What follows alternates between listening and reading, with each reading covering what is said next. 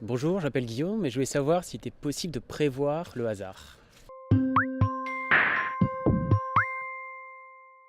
Donc la première réponse que j'ai envie de donner, c'est non, parce que si c'était prévisible, ce ne serait pas du hasard. Et en fait, cette question renvoie à la question de ce qu'est le hasard, concrètement, et même s'il existe.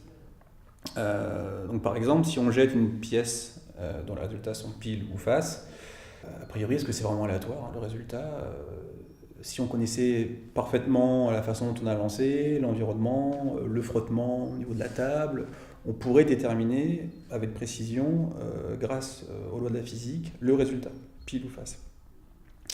Donc en ce sens, c'est pas aléatoire. Mais évidemment, il y a tellement d'incertitudes sur l'expérience, et puis il y a une telle sensibilité au moindre changement de lancer sur le résultat. Donc il y a tellement d'incertitudes autour de tout ça qu'on peut admettre que le résultat est aléatoire. En tout cas, il n'est pas prévisible.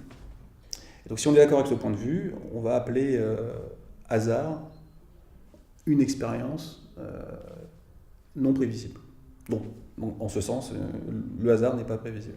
Quand on lance une boule dans un jeu de roulette, hein, de la même manière, si on connaissait exactement les conditions de lancer et les conditions de la roulette, avec les moindres imperfections, etc., la physique pourrait nous déterminer le résultat du lancer de la boule, et nous dire exactement dans quelle case cette boule va tomber.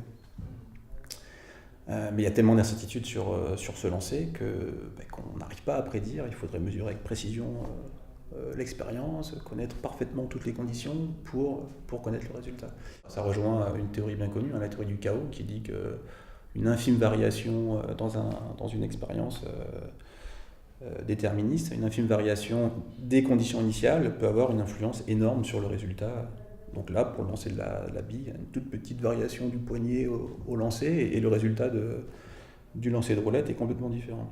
En réalité, le hasard n'existe pas, mais c'est une modélisation des incertitudes que l'on a sur les expériences. Ouais.